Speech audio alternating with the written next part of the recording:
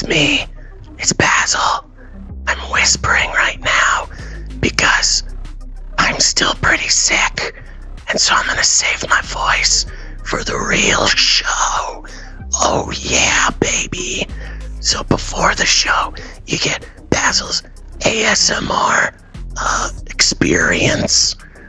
Yeah, that's where I give you all those whispery tinglies while letting you know you should go to CanaryCry.Party and join the newsletter, because then you'll get all the sources for every show sent straight to your email box. It's awesome, and you'll be able to use them to conquer any intellectual subordinate you have arguing that the lizard people really do love us. Anyways, everything's gonna be fine. Everything's gonna be fine. I'm a professional podcaster. Ooh. Okay, what else do I need to talk about? Oh, you can still produce the show by heading on over to CanaryCry.Support. It's awesome.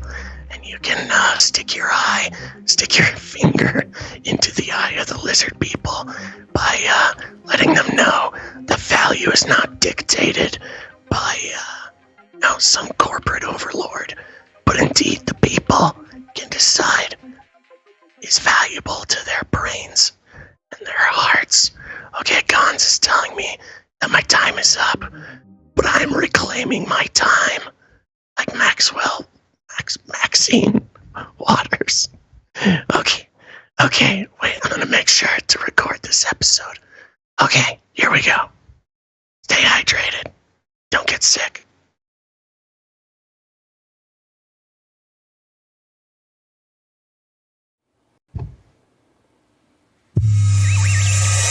The world is getting crazier. People are acting more and more insane. The end of the world is tomorrow. Tomorrow. There's only one thing to do when the world is falling apart. Listen to Basil and Gonz as they discuss this week's news and events through the lens of Bible prophecy. You are listening to CanaryCry.News Talk. You're listening, oh my gosh, to Canary Cry News Talk. Today is May 27th, 2022. Woo!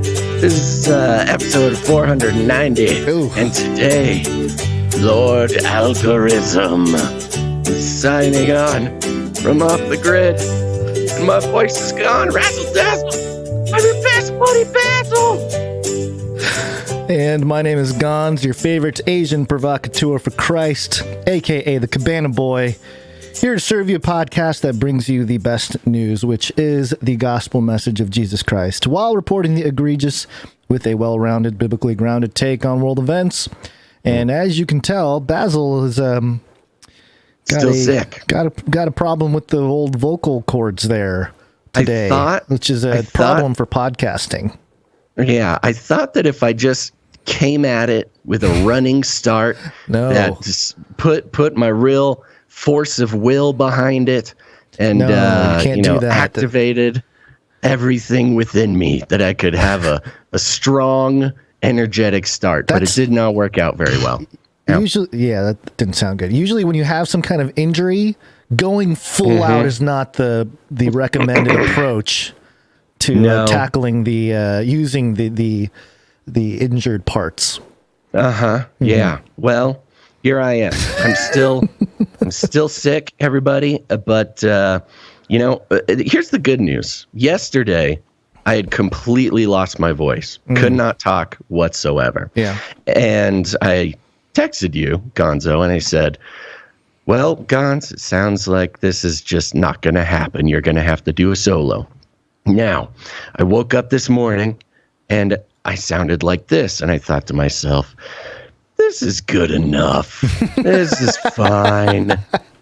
It's good enough, people. Good enough. So, yeah, long story short, I will be probably not speaking as much in this episode. Oh, it's going to be rough. It's going to be rough, Basil. You're going to have a lot to say on this episode. We got plenty to discuss here.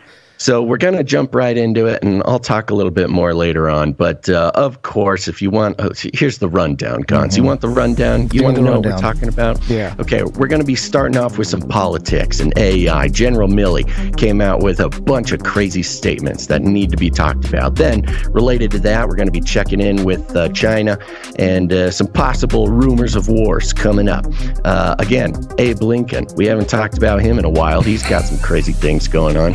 Flippy is going to be celebrating the Queen's Platinum Jubilee.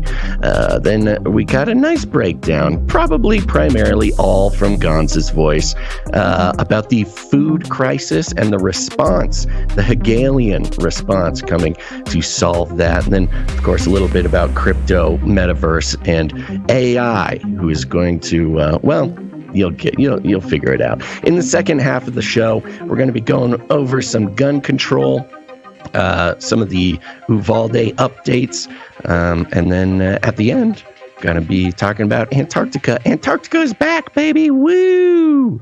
But Gonz, why don't you start us off? All right. Artificial intelligence. Poly. It's Latin for many. Tick. Now suck your blood. Now suck Politics. your blood. We're going to kick it off with some politic news, and this is dailymail.co.uk, and the headline here, General Mark Milley warns cadets graduating from West Point to prepare for a global war between superpowers fighting with robotic tanks, ships, and planes as brutal Ukraine war continues. Cool. There's a lot going on there. We've been warning him about that for a while. General Mark Milley finally catching up to what Canary Cry has been saying for a decade. So yeah, let's get some clips here. They're a little bit longer, but I thought they were important today because much like General MacArthur gave a speech at West Point in 1962, I believe. What was that, 60 years ago? General Milley kind of taking the blueprint from that, and I'll quote some of the speech from MacArthur 60 years ago in a moment, but let's hear a little bit from General Milley here. As we are entering a world that is becoming more unstable, the world you are being commissioned into has the potential for significant international conflict between great powers, and that potential is increasing, not decreasing. We are also on the cusp of a change in the fundamental character of war. The nature of war is not going to change. It's immutable. It's still a political act. It's a decision by humans to impose their political will on their opponent by the use of violence, as you all studied here.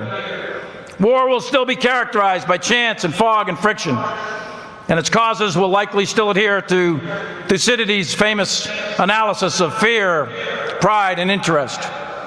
But the character of war, how wars are fought, where wars are fought, with what weapons, technologies, organizations, and doctrines, in short, the ways and means of war, that is undergoing a fundamental, profound, and significant change as you get commissioned. The organizations and weapons and doctrines of the military in 2025 and all the way out to 2050, in that quarter century, in that short period of time, it's going to be fundamentally different than anything we've seen before. Doctrines. Thought that was an interesting point there, but I continue. The maturity of various technologies that either exist today or in the advanced stages of development, when combined, are likely to change the character of war just by themselves. Information technology that exploded in the 1800s has been on an upward curve for over 150 years. What? The ubiquitous effect is almost unbelievable. No matter where you are in the world today, you can be observed from some device. And as you all know, what can be seen can be hit. And the proliferation of information technologies is also rapidly diffusing political power once held by nation states and is accelerating instability. You'll be fighting with robotic tanks and ships and airplanes.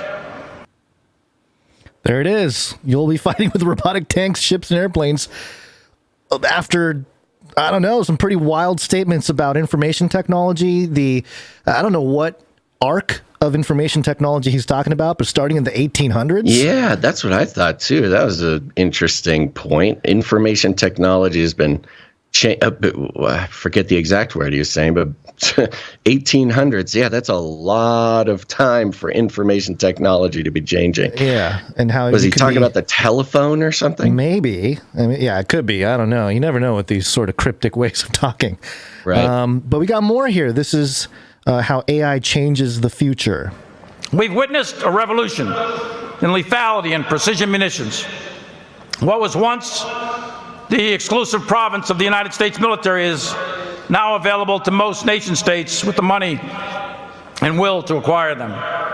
There's a variety. Hold on, because we sell it to them. By the way, just so we're clear on that, we're not. Right. He didn't say that there, but that's what's going on. Wide variety of technologies developing in synthetic fuels, 3D manufacturing, medicine, human engineering, and the enhancement of which will have significant military implications as well. Human engineering. There it is. Yeah. I mean, it's right out in the open, folks. This isn't some crazy fringe blog. Continuing from General Milley. And finally, there's the mother of all technologies, artificial intelligence, where machines are actually developing the capacity to learn and to reason.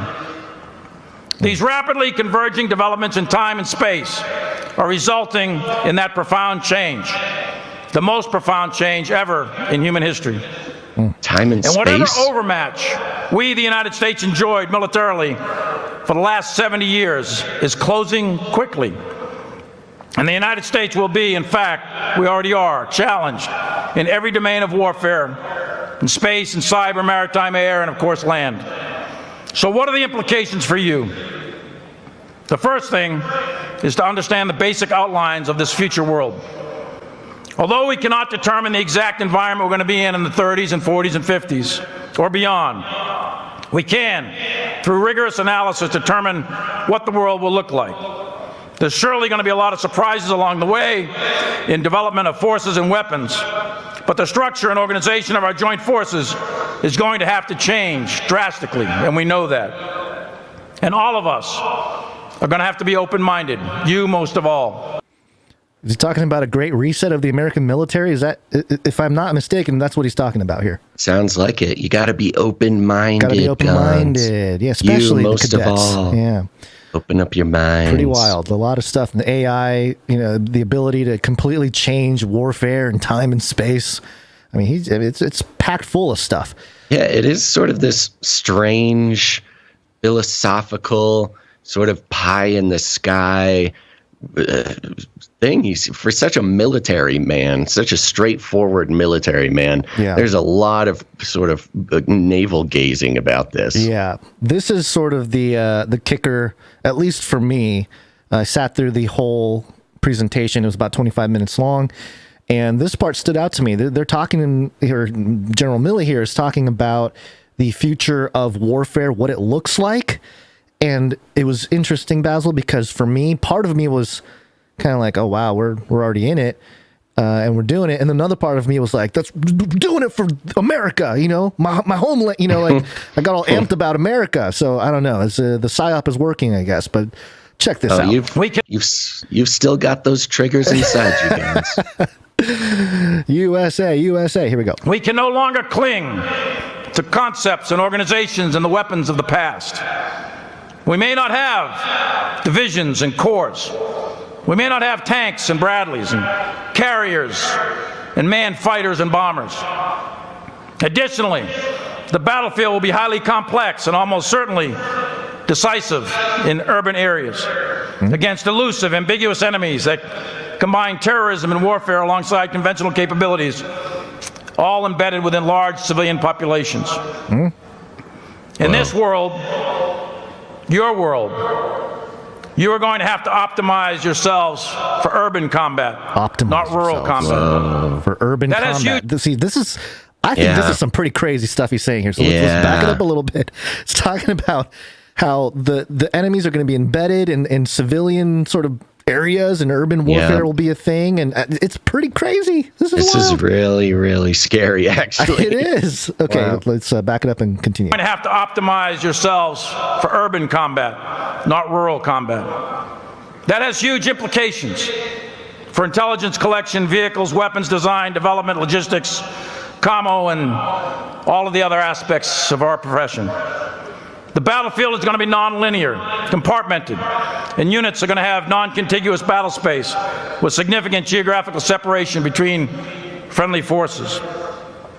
You're going to be much more lonely on a future battlefield. Oh, great. This type of battlefield is going to place a very high premium on independent, relatively small formations that are highly lethal and linked to very long-range precision fires.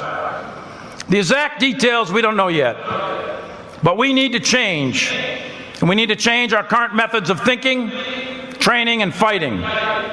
The joint warfighting concept currently under development will help guide us as a roadmap to the future, but we need to chart that course very fast. And for speed, we need to look no further than the incredible innovative work that the Army Futures Command in Austin, Texas has done in paving the way for the future. The new concepts they've developed and the weapon systems. In just 36 months, they brought 24 new programs into low-rate production, a record of innovation. I didn't know this. Did you hear what he just said? In 36 months, they've developed new weapon systems that they've brought to development. Space lasers. Man, what is he talking about? He's talking about UFOs? What is this? Because you know, given the pattern by which new technologies get deployed or under research and all this stuff, if there's a social pressure, making it happen, such as geopolitical destabilization for this example, we had COVID for COVID. It accelerates technological development. So just something to keep in mind. The way he was talking about, you'll be much lonelier. There will be small units. It sounds a lot like a lot of video games that I've played. Like it sounds like like Halo, where you'll have Master Chief and he's off running around, but he has the support of long range, space lasers. Yes. To your point, he even drills it down even further. In just 36 months, they brought 24 new programs into low-rate production, a record of innovation in scale and scope and speed, unprecedented in U.S. Army history. Technology will change, but this institution is about you. It's about people and the ones who are going to follow you into battle. You are our most valuable asset. You are our most significant asymmetric advantage. You represent what is inherent in the United States military. For we come from a society of improvisers, a society of tinkerers, a society of innovators and problem solvers and tech savvy at a very early age. And independence of action comes natural to all Americans. Self-starting initiative, disdain for boundaries and rules, non-linear critical thinking, and an aggressive will to win, coupled with an eternal optimism to overcome all obstacles and achieve the objective. All of that is hardwired in our national DNA, and it's hardwired into the heart and soul of the American soldier. In the absence of supervision, the willingness to disobey specific orders to achieve the intended purpose, the willingness to take risks to meet the intent, the acceptance of failure in practice in order to learn from our experimentation. These are all the qualities that you will have to demonstrate. There you go. Wow. That's crazy. He's literally describing Master Chief from Halo. And I'm sure there's many examples of such a situation where you're without some kind of authority, so you got to make independent decisions. They may go against some of the rules, but it's for the greater purpose of the mission. I mean, that kind of stuff. I know it's sort of typical military tactic and philosophy and stuff, but in the context of what he's describing in this future technological warfare, man, I mean, there's nothing but dystopic projections. There's really, it's really hard to think of all this development making things better for everybody, in the coming years. I mean, but who knows? We may be wrong about that. But what does better even mean, Gonz? Well, I mean, you're right. If you are a believer in the return of Jesus, things getting worse, it's kind of like, hey, getting closer. There's an optimism built in the reverse direction there. But there you go. This speech took me off guard. I didn't think there was going to be that much stuff in it, but after listening through, it was certainly something that I think we should take note. And just for context, y'all are lucky that I cannot talk very much here because there is so much more to say, to ramble on about there. But I won't. I know. I'm going to let it sit there. You can save it for. I'm sure this will come up in other instances. But let me just remind everybody about what was said 60 years ago. Almost. Well, it is to the month, not to the day, but it was back on May 12th, 1962, when General Douglas MacArthur made his speech to the Corps of Cadets at the U.S. Military Academy at West Point, which is where Millie is here. And in that speech, he said this, quote, "You now face a new world, a world of change. The thrust into outer space of the satellite spheres and missiles mark a beginning of another epoch in the long story of mankind. In the 5 or more billion years the scientists tell us has taken to form the Earth, in the 3 or more billion years of development of the human race, there has never been a more abrupt or staggering evolution." Sound familiar with Millie's whole never in human history have we ever had a technological change like AI?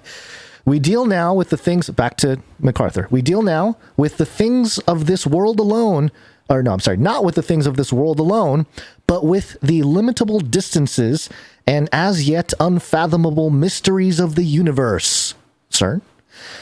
We are reaching out for a new and boundless frontier. We speak in strange terms of harnessing the cosmic energy, of making winds and tides work for us, of creating unheard synthetic materials to supplement or even replace our old standard basics, like food, to purify seawater for our drink." Got a local story there that boils my blood about that, but I'll move on. Not digress at this moment. "On mining the ocean floors for new fields of wealth and food, of disease preventative to expand life into the hundreds of years, controlling the weather for a more equitable distribution of heat and cold, of rain and shine, of spaceships to the moon, of the primary target in war no longer limited to the armed forces of the enemy, but instead to include his civil populations, of ultimate conflict, a united human race, and the sinister forces of some other planetary galaxy, of such dreams and fantasies as to make life the most exciting of all time." That was Douglas MacArthur, 1962, in his speech to West Point. So, any parallels, any patterns, he was kind of right about some of it. The wind energy, the I don't know about the harnessing cosmic energy. Maybe they cracked, Tesla's papers or something between, or maybe they had it at that time, and they were sort of giving hints to what that all means. But it also speaks to, and the reason why I know about this speech is because when I went down the rabbit trail of the secret space program, the breakaway civilization, part of the thesis that was being presented, and I'm not necessarily saying that it's true, but the thesis was that, in the late 1800s, early 1900s, the technology was given to man, perhaps the U.S. government, perhaps somebody, and as part of the secret development of that technology, not just reverse engineering, but just developing more craft and weaponry, we have a completely separate civilization going on. That's it's not just black budget. It's black budget is sort of the first layer of protection. It's much deeper and much darker and compartmentalized.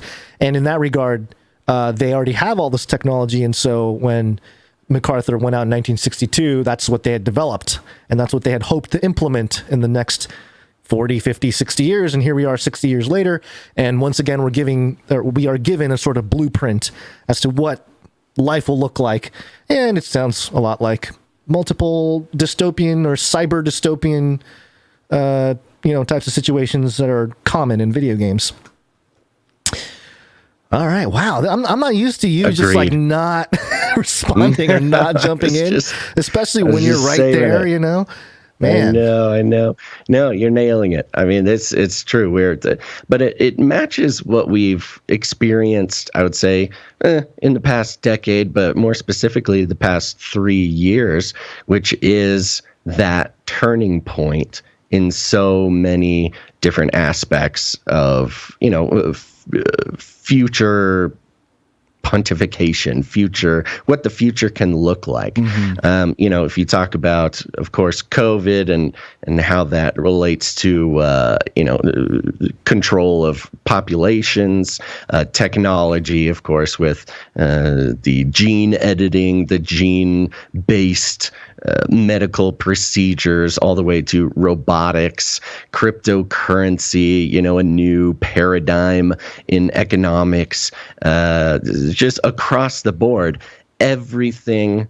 There was a catalyst over the past few years, and it makes sense that, the military is also at this turning point where they are preparing, ready, willing, and enthusiastic about a new version of warfare that won't look anything like it did before. I mean, it's just a really weird time to be alive, man. We've got, just shifts in human existence that you would think take a long time to take place. It's like, even you think about the 20th century, and it took 100. What was it? It took like 50 years for us to invent the plane, the airplane, in 1912, and then we were allegedly landing on the moon in 1969. Wow, from flying to landing on the moon in 60 years. Well, I mean, you just talk about the last 5 years, and we had maybe an equal or higher degree of technological change. It feels exponential. The late and good friend Rob Skiba used to talk about, hey, we were on horse and buggy 130 years ago. Most people were horse and buggy. So, wow, from horse and buggy to iPhones and what General Milley's talking about, some kind of weird AI warfare with robot tanks, and it's quick, relatively quick in human history. Indeed. So, part of it is having an enemy. Obviously, that we have to have a common enemy to drive change, to drive the military to do things. And of course, we've had COVID, the invisible enemy, but COVID was sort of a masquerade of perhaps what the real enemy, the geopolitical enemy is to spur on these changes, and that is China.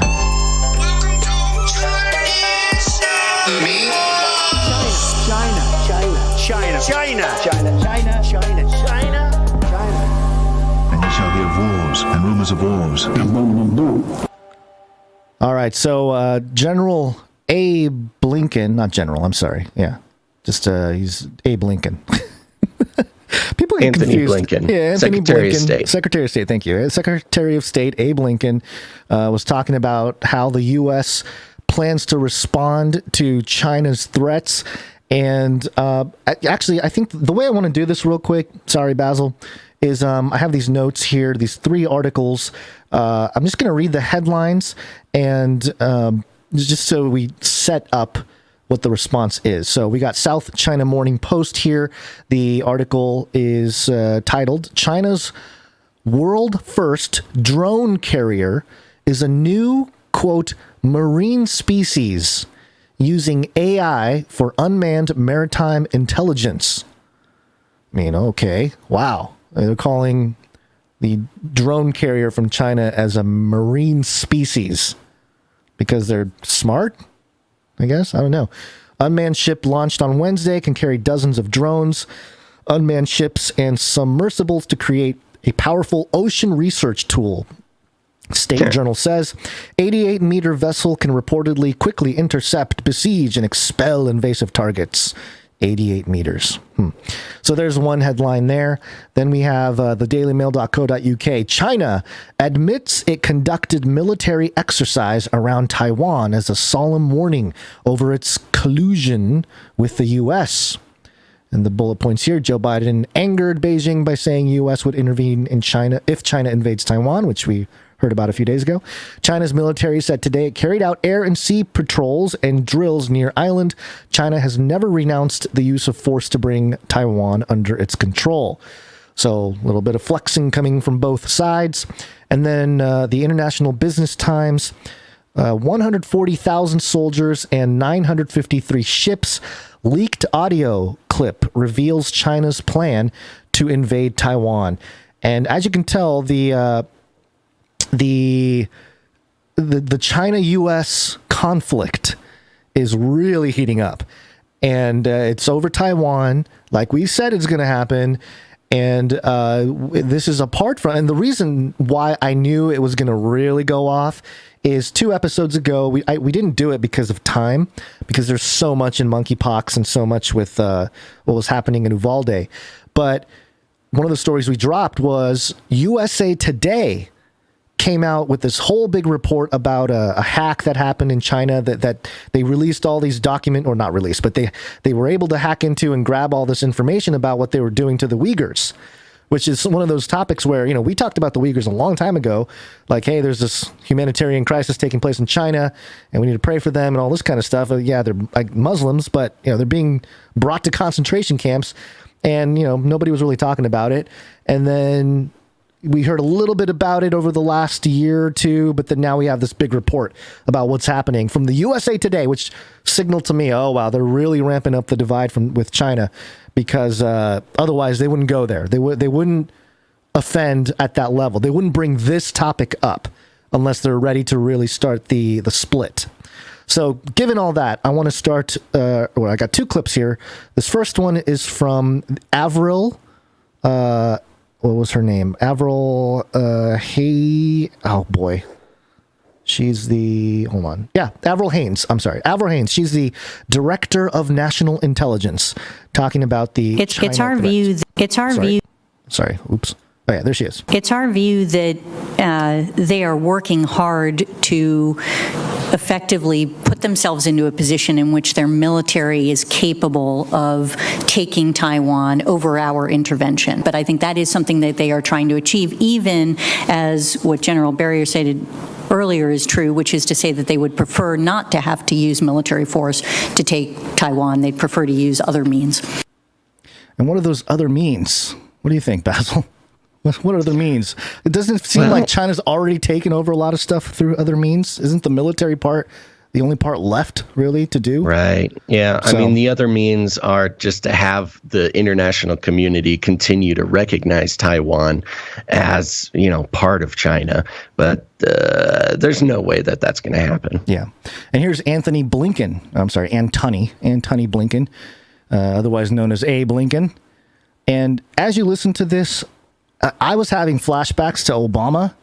Like, close your eyes, you can picture Obama every once in a while here. Even as President Putin's war continues. Yeah, sorry. His hair has immediately gone gray in this job. He was not gray when he went into this job. He is full silver fox now. It's part of the, they put you, people say it's stress. I think it's some kind of initiation ritual that is really stressful, real stressful. I don't know. We've seen that footage coming out of Skull and Bones Society. Okay, here we go. Abe Lincoln, Secretary of State on China. Even as President Putin's war continues, we will remain focused on the most serious long-term challenge to the international order, and that's posed by the People's Republic of China. China is the only country with both the intent to reshape the international order and, increasingly, the economic, diplomatic, military, and technological power to do it. Beijing's vision would move us away from the universal values that have sustained so much of the world's progress over the past 75 years.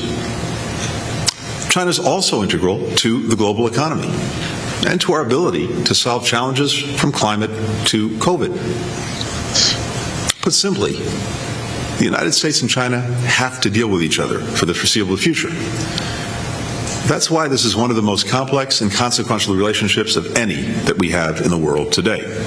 We don't seek to block China from its role as a major power, nor to stop China or any other country for that matter, from growing their economy or advancing the interests of their people. But we will defend and strengthen the international law, agreements, principles, and institutions that maintain peace and security, protect the rights of individuals and sovereign nations, and make it possible for all countries, including the United States and China, to coexist and cooperate. This is a charged moment for the world. And at times like these, diplomacy is vital. It's how we make clear our profound concerns, better understand each other's perspective, and have no doubt about each other's intentions. We stand ready to increase our direct communication with Beijing across a full range of issues. And we hope that that can happen. But we cannot rely on Beijing to change its trajectory. So, we will shape the strategic environment around Beijing to advance our vision for an open, inclusive international system. President Biden believes this decade will be decisive. The actions that we take at home and with countries worldwide will determine whether our shared vision of the future will be realized. To succeed in this decisive decade, the Biden administration strategy can be summed up in 3 words: invest, align, compete. All right. You ready Invest, align, compete. You know what it sounds like? It sounds like the U.S. is already lost. You know, China's not going to change their trajectory, so we're going to build around their things so to create a more inclusive. What? Their whole thing is not being inclusive. That's like their whole thing. So how do you? We're going to build our own thing around their thing. Like, oh, you mean like their system in our country already? So I don't know. Invest, align, compete. Yeah. Did you like catch the whole roadmap of that? Because I didn't really. Yeah, invest. Yeah, invest in each other. Yeah, spend the money. Align with who? Align with China? I think what he's talking about, aligning the U.S. politicians with the Chinese politicians, which great, good luck. Yeah, and compete. So we're just kill each other. The AI robot wars, is that where the battlefield, the urban warfare with my Chinese neighbor? We're gonna brawl it out. Robo-jocks. Robo-jocks with their random neighbor. Yeah. I mean, it's so wild. Just back to back with the Millie clips and then now Abe Lincoln. It just feels like they're really prepping everybody. And Abe Lincoln's delivery is so like monotonous and boring. Ugh, nobody's gonna pay attention to his stuff here. But to me, I got the sentiment that it's a real issue. It's gonna be rough, whatever. But we still believe in diplomacy. They always take the high road. Same thing with Ukraine. We're looking to negotiate. We're open to negotiate. That's what we should do. We shouldn't have to deal with military. But there have been so much development in weapons with technological advancements. I'm sure these governments, not just China, every government that has the technology is itching to use it. So that's part of the problem too with the continuation. They've already invested and aligned. Now it's time to compete, baby. Now it's time to compete. So there you go. That's your little China lowdown. And given the context of this entire Millie speech, it feels like we are being brought into a war, and every citizen is a part of it in this new world order World War III thing. Well, there's some good news, Gonz. Oh, great. What's the good news? I want to know. It's Friday. It's Friday, day, day, day, day, day. It's Friday, day, day, day, day, day. It's Friday. It's Friday, day, day, day, day, day. Yeah, no, I understand. Well, there you go. We can keep playing with the Friday thing. You'll learn today. 'Cause it's Friday. You ain't got no job. And you ain't got shit.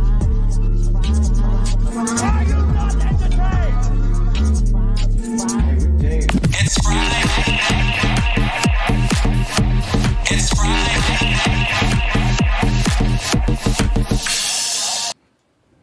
It is Friday. Yeah, it's Friday.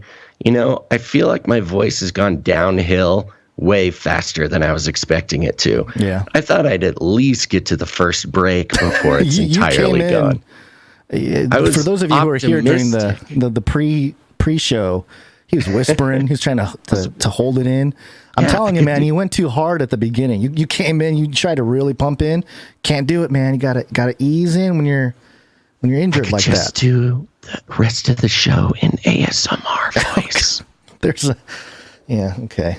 I just gotta make it through the Flippy update, folks. That's all I gotta do. Yeah. All right. Well, yeah. I do have like a big rambly personal update thing that I do want to do, but I'm going to do it on Monday. Okay, I gotta have a voice for it. Sure. What about you? So I have a little thing that happened yesterday.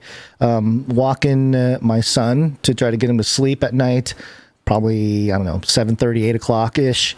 And I see a couple sheriff's department guys on a motorcycle, like in the street. And I was like, oh, okay. And, the sheriff's department, they always come in. There's always kind of stuff going on in my neighborhood. And then I turn the corner, a few more sheriffs out there, about 10, 15. And then I turn one more corner and there's like 50 of them. There's like tons of, and I'm walking by and there's one guy in the back of one of the cars, the units, putting his bulletproof vest on. And I'm walking my baby. I'm going, do I need to go inside? And nobody's saying anything to me, So I'm guessing. I guess it's not that much of a threat. If it really was like a threatening situation, they'd tell me to turn around or go somewhere else. If something's going on, they tase you. They tackle you and tase you. And then I hear somebody on kind of like a megaphone thing saying like, "Oh, Orange County Sheriff's Department, come out with your hands up." And there's neighbors out, and I don't know what was going on, but there guys in like not full SWAT gear. Obviously, it's like the sheriff's department, but they had guns and bulletproof vests and motorcycles and van. I was like, wow, what's going on? And then part of me was thinking, oh, they finally come for me, Basil. What did I say in the last episode? It's over. But they weren't coming for me. They'll send the drones for you. Yeah, they'll do something much more creative and fun for me. But yeah, that's it's always a little weird when it's happening inside your neighborhood, and I don't know what the outcome of it was. No, I haven't really looked into it too much. I haven't had time, but that's why you got to have your police scanner on your phone. Yeah, that's a good point. That is a good point. That's it. I've tried that. I've tried to do the police scanner thing. Problem is, I can never remember any of the codes, so it's just all gobbledygook. I have no idea what I'm listening to on those things. Yep. Okay. Well, Gonz, it's time to thank some executive producers. Oh, yes. Let's do it. Executive producers. That's right, folks. We're on the value for value model, which means no advertisements or affiliate codes or nothing. No, we are on a revolutionary new economic system that breaks the chains of the corporate lizard people who seek to monetize your very attention for their own personal gain. And but we don't do that here. We just create some value. And if you get value out of what we do, you have the opportunity or the responsibility to put some value back in. It's the only way that it works. And maybe you don't like the idea of, having to help out a community trying to reveal the truth to the rest of the world, but that's okay. You don't have to. You just let the producers, the real producers, do it. But we do invite everybody to at least produce the show once in your lifetime. Not everybody has to produce every episode, but as long as people are being honest and generous with the value they receive and putting it back into the system, everybody keeps getting that value, baby.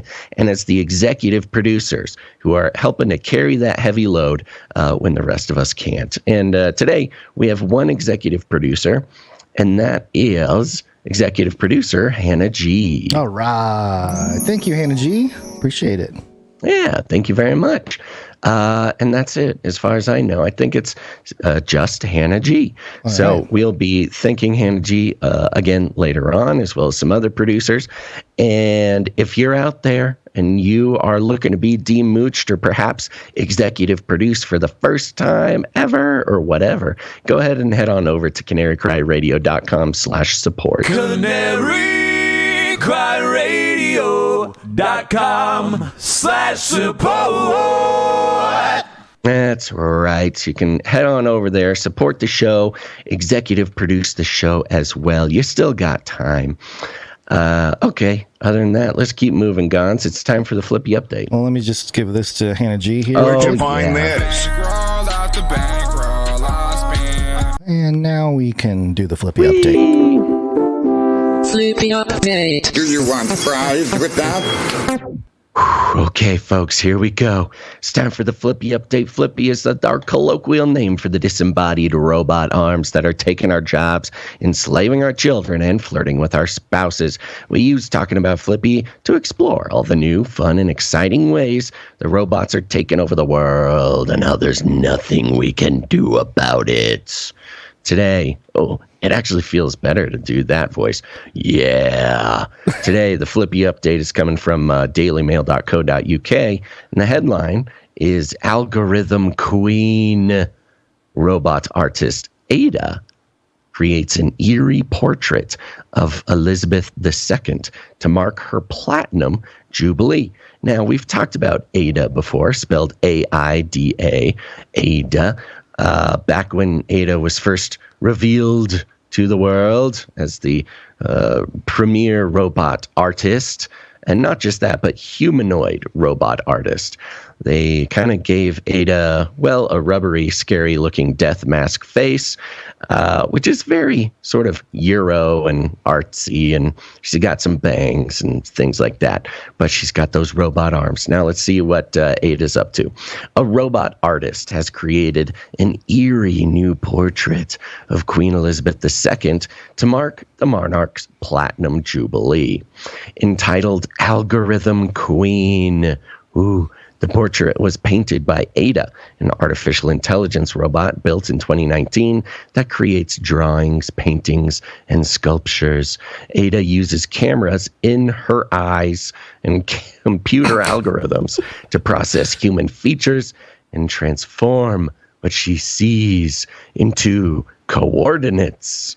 Coordinates, Gonz. We are just coordinates. Your eye is a coordinate. Your nostril is a coordinate. We are all coordinates to Ada. She then uses these coordinates to calculate a virtual path for her robotic arm as it draws and paints onto canvas to create pieces of art. Now, a couple things. Queen Elizabeth II is the current queen of the UK. England. And Platinum Jubilee. Do you know what this is? I'm guessing, I don't know, but I'm guessing it's got something to do with Jubilee, like a reset. Nope. Oh, bummer. I know, I thought so too. No, Platinum Jubilee is like the anniversary of her being monarch. Okay. And the Platinum Jubilee means she's been monarch for 70 years. Oh, yeah, 70. That's 70. An interesting number. Yeah. So that's why the robot painted her. Now, there's just some funny things in here. So, Algorithm Queen was layered and scaled to produce the final multi-dimensional portrait of the monarch. Ooh, multi-dimensional. Which, of course, means that it was, painted in various layers of the multiverse, I guess. I don't know, some Doctor Strangey. Or it just means that, it had height and width. Yeah, I think the painting just had height and width as a multi-dimensional portrait. Now, here's the kicker. This is the first time in history a humanoid robot has painted a member of the royal family. I don't think that's true. There has got to have been. Maybe the first time it's made public. Like humanoid robot. The first time there's been a marketing campaign around it. Well, I think the key is humanoid. I'm sure they had a dog robot paint a member of the royal family or like what something is a human? Like what is a humanoid? What is a human? Yeah, what is a human? Okay, yeah, humanoid. Gonz, if you have to ask the question, then you don't deserve to know the answer. All right, well. Now, Ada have some quotes here. Ada have quotes. Ada have quotes. I'd like to thank Her Majesty the Queen for her dedication and for the service she gives to so many people, said Ada, who is also able to converse using a specially designed AI language model. Ooh. Quote, she is an outstanding, courageous woman who is utterly committed to public service. I think she's an amazing human being, and I wish the Queen a very happy Platinum Jubilee. Okay. It's just weird, man. Now, look, it's not a bad piece of art. It's an okay piece of art. It's kind of modern, artsy looking, very colorful, kind of spooky. Notably, the Queen's skin is green. So I think Ada is communicating the, lizard ancestry of Queen Elizabeth. But in the milieu of the Flippy update, how we explore the robots, transition into public life, to be partnering with humans on this plane of existence. It's actually quite an honor to be an artist who's sort of like gets to officially paint the Queen, Mm-hmm. Now, I don't know if this is anybody in the royal family, really. So I don't know if this is like in an official capacity, but there's just something about a robot painting a member of the elite class that leaves a really nasty taste in my mouth, Not just any elite class, but central to the lizard people thesis by Queen Elizabeth. Commentators, yeah. The David Icke types have called Queen Elizabeth and the whole royal bloodline as reptilian. So of course. Many others have. We're not saying that that's what it is. It's just, we do it tongue in cheek. We say lizard people tongue in cheek, sort of. I mean, there's the Nakash and the Bible and stuff. I've been waiting to go through a whole thing about why we say lizard people, what we mean when it's lizard people, but it's at least human beings who are having an entirely different experience than we are. Yeah, they're getting some other information that right. So, do you want to hear from her, from Ada? It's so bad, but yeah, I know that's part of my. That's my thing. All right, here's Ada. She gonna talk? Oh, can't hear her. The Queen for her dedication and for the service she gives to so many people. She is an outstanding, courageous woman who is utterly committed to public service. I love to paint, and I hope she likes this portrait. I think she's an amazing human being, and I wish the Queen a very happy Platinum Jubilee. All right, well, there she is. Not buying it. Not buying it, Ada. Not buying it. And also, if you're supposed to be the premier robot artist, get some better audio, man. We can't hear anything you're saying, Ada. Yeah, get a lapel mic on this. Get a lapel robot. mic. Jack right into the audio interface, man. Come on, you're a robot. Plug her right in. We don't need an iPhone microphone. Man, it's so disappointing. Yeah. Well, anyway. I thought this was an example of how the robots, as they've been discussed, the robots are not here to make life easier for the regular man. These robots are being deployed in service of the elites. Yeah. And even that simple fact should be enough to make us skeptical and hesitant to letting them into parts of our lives. Well, it's going to be rough for certain parts of society where these types of robots will become ubiquitous. Indeed. Gonz, real quick. I'm useless right now. I'm going to have to go make another cup of tea. That'll help me squeeze a little bit out. Okay. So after the pitch, I'm going to dip for a second and I'll be back. All right. Okay. Well, let's pitch, baby. We're pitching. What are we doing? We're pitching CanaryCry.Party. Go there. CanaryCry.Party in your browser. Party time. Find the live stream, clips, email list, text notifications, street team posters, show notes, ways to connect with other Canarians, and become a producer of the show. Welcome to CanaryCry.Party. It's the place you wanna be. So say, welcome to CanaryCry. Gameplay, CanaryCry.Party. That's right. And go listen to Ravel. Ravel's another podcast I do with Dr. Christopher Ryan Gates, who's a PhD in biblical interpretation. We explore scripture, society, and scandal on Ravel. Go listen to it. It's on all your cool podcast players. There's 2 Ravels. Find the one with the cool logo and my name on it. While you're at it, subscribe to Canary Cry clips on the YouTubes or the Odysseys. The recent clips going up there are excellent. It's just excellent. You must go subscribe, and it's a really good resource. So go check out Canary Cry clips. And last but not least, if you're not already on our text message list, text the word canary to 877-740-3226. That's the word canary to 877-740-3226. Go do it. You will not regret it. All right. You're going to do... Okay. Yeah, I'm going to dip, but I'll be back, and then I'll be in the background a little bit. I'll turn my video back on when I'm back for you. All right. Good. Okay. Bye. Have fun. Okay. Here we go. Leaving me all alone. You're a pro. You've done it before. Here we go. What are we talking about? We're talking about food here. I'm hungry. Now you are cooking. Can I get 2 hamburgers? Yes, sir. With French fries? Yes, sir. What about an omelet? Sure. Got a couple eggs. I like food. Food is good. I like food. Food is good. You can't take the CRISPR. You can't take the Cas9. All right. There's a lot there.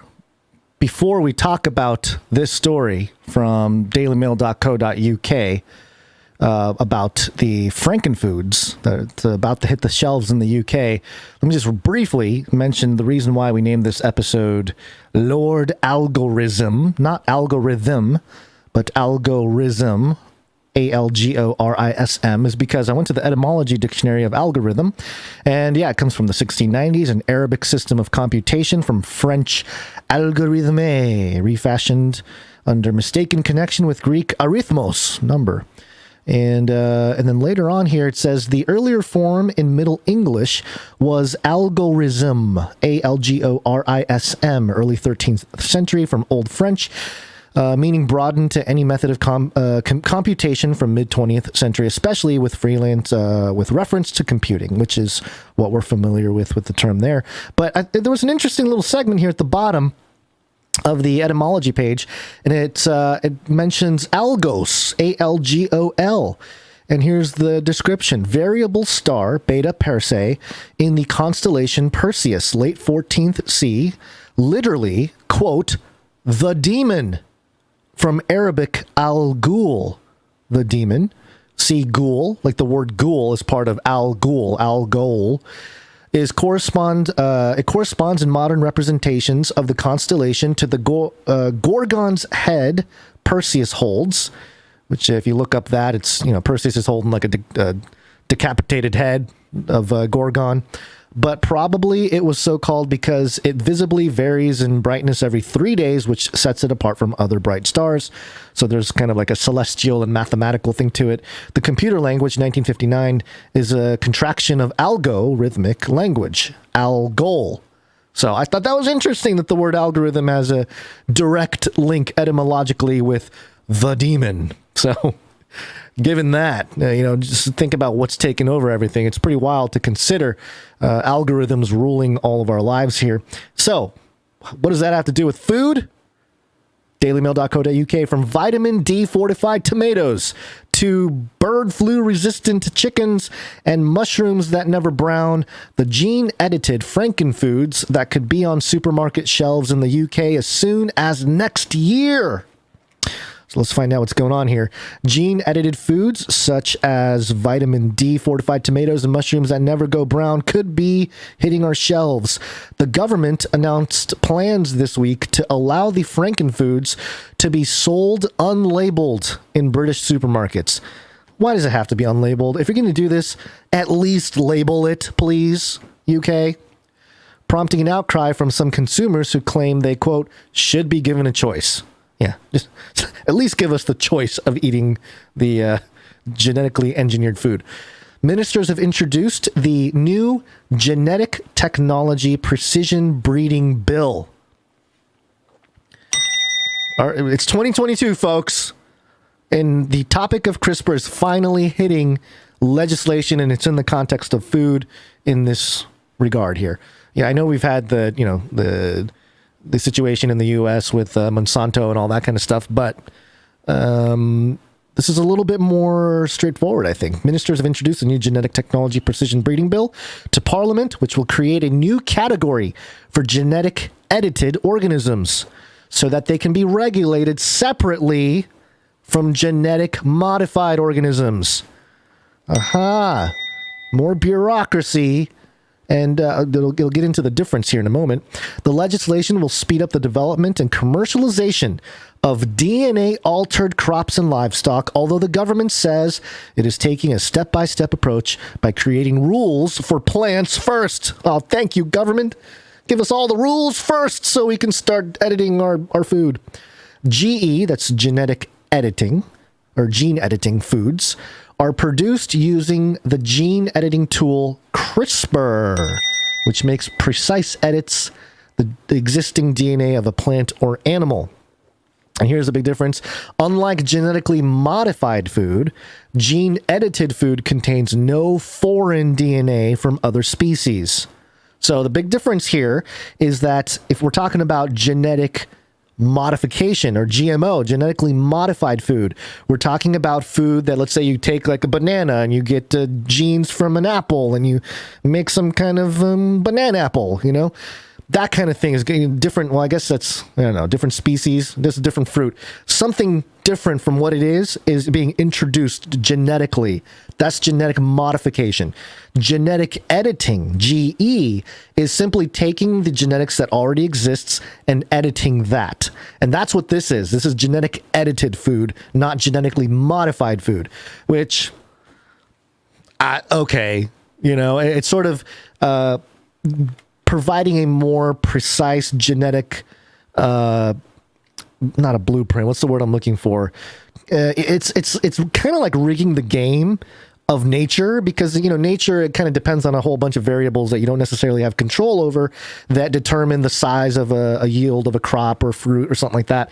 But in this case, you can control, the genetics of it, thus making very tailored size, flavor. I'm sure you can do all kinds of stuff, preservation, those types of things.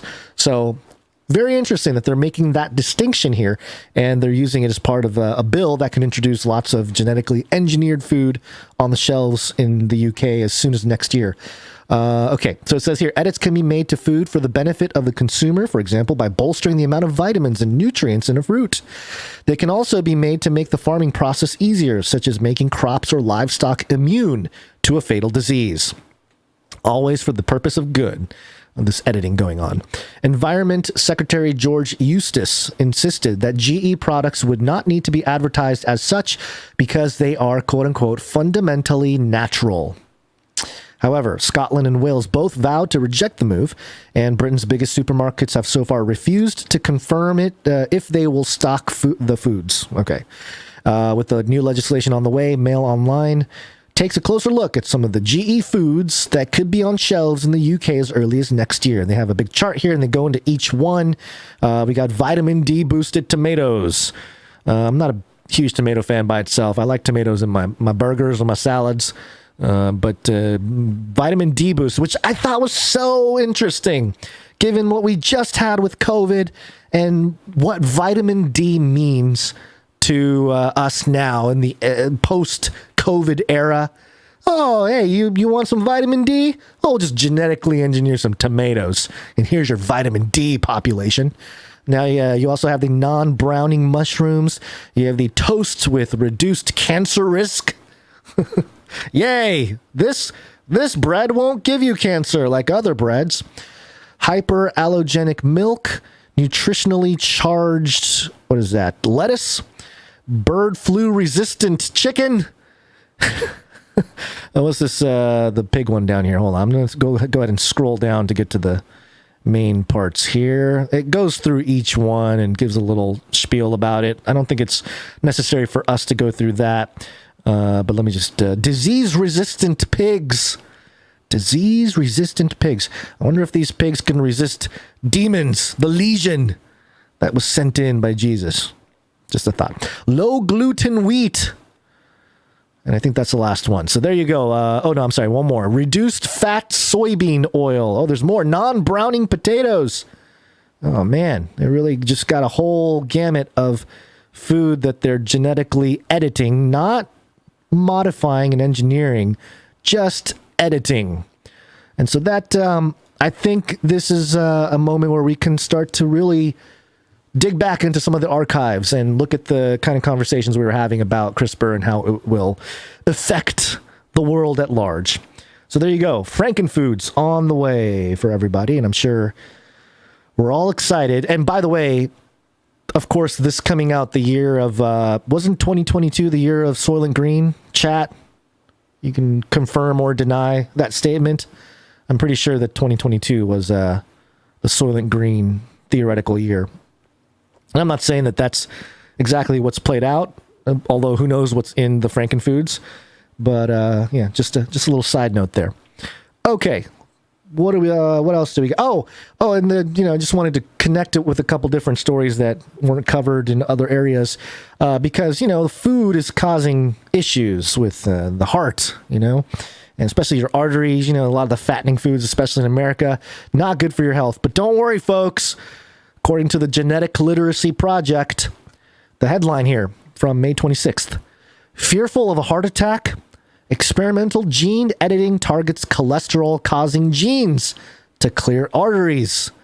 All right, so let's CRISPR the food, okay? And then we'll CRISPR your genes that cause cholesterol. Right? Hey, it's CRISPR everything. Everything's going to be CRISPR'd and we'll be fine. So it says here, even after decades of drug breakthroughs aimed at preventing heart attacks, they remain the world's leading cause of death. Verve Therapeutics, Inc. is proposing a radical solution, altering a person's genome, the body's instruction manual to stop the buildup of bad cholesterol. Quote, we're on the cusp of potentially transforming the model to a one-and-done treatment, which is wild because, medical industry, big pharma, they're not in the business of one and done. They want people to stay sick. So, what's the long play here? Who knows? But in terms of, people getting sick from the food and then getting sick from CRISPR gene edited food, use some CRISPR to gene edit your genes for your heart. Later it says here, it's one of the first tests of using CRISPR to edit DNA inside the human body, and patients and doctors could be wary of making a permanent change without knowing much about long-term safety, says Elizabeth McNally, director of the Center for Genetic Medicine at the Northwestern University Feinberg School of Medicine. Reluctance to take COVID-19 vaccines suggest some people may be loath to alter their DNA, she says. Ding, ding, ding, ding. And I'm so glad the Genetic Literacy Project is aware. Or I guess it's not her, them. It's it's this lady here they're quoting, Elizabeth McNally. I'm glad that she's making the one-to-one connection that, hey, if these people are resistant to vaccines, maybe they'll be resistant to changing their DNA. You think, lady? I think maybe even if you don't take or you do take the vaccines, people won't be stoked about altering DNA. Excuse me. Sorry. Just lose my mind when I read stuff like this. All right. Especially when Basil's not here. I have to keep talking, so I end up yelling off mic. All right. You're doing a great job, man. Hey, he's back. Did you hear that last line there? I heard you screaming, and I was very proud of you. Oh, no. So we're doing the story about the fearful of a heart attack. Experimental gene editing target cholesterol-causing genes to clear arteries, basically because, the CRISPR genetically edited food, and we made the distinction between genetically edited food and genetically modified food. But, the gene-edited food will cause issues with cholesterol, and, but now we got CRISPR to help with that, too. And part of the discussion here, Elizabeth McNally, who's the director of the Center for Genetic Medicine at Northwestern University Feinberg School of Medicine, said reluctance to take COVID-19 vaccines suggests some people may be loath to alter their DNA, she says. Loath. I'm loath. Yeah, it's just funny that they're like, oh, yeah, if you can't get people to take vaccines, you're not going to get them to change their DNA. You think? And by the way, it's not just CRISPR that's going to fix your heart, everybody, because this is a Flippy update that Basil did not choose, which is okay because I'm going to mention it here from sciencefocus.com. World's smallest remote-controlled robot medic could one day crawl through your arteries. So not only is CRISPR going to change your genetics to, fix your cholesterol issue, you get your little tiny robot going through there to clean things up. So cute. Yeah, we're just really making it happen here. Ooh, a team of engineers at Northwestern University designed... Northwestern, is that the same place as this other lady? Center for Genetic Medicine at the Northwestern University of Feinberg School of Medicine. What's going on with Northwestern and all this CRISPR stuff? A team of engineers at Northwestern University designed the robot version of the peaky toe crab while experimenting with mechanisms to control robots without the need for an onboard electricity or hydraulic parts. Their movement instead relies on a metal alloy that can change shape with heat, but remember its original position to spring back afterwards. It's less than a millimeter wide, small enough to move around arteries and veins in the body in search of blockages, for example. And it goes on to talk more about, maybe we'll be able to add electronic circuit boards to it, and the robots are going to need to be able to fly and swim because the nature of the body is not grounded. So there you go. We got little robots cleaning your arteries, and CRISPR fixing your genes for your cholesterol, all because of all that CRISPR food that everyone's going to be eating. It's all going to come together, folks. So there you go. That's the Frankenfood stuff I had. And let's move on here to Metaverse and CRISPR. Welcome to the Metaverse. CRISPR. Cas9. Yeah, you thought CRISPR food was the only place CRISPR's happening. Not so. PRNewswire headline: Sortium blockchain studio creates living NFTs using real-world genetic CRISPR DNA algorithms. If you want to trigger Gonz, this is the headline that you put in your press release. Sortium blockchain studio creates living NFTs using real-world genetic CRISPR DNA algorithms.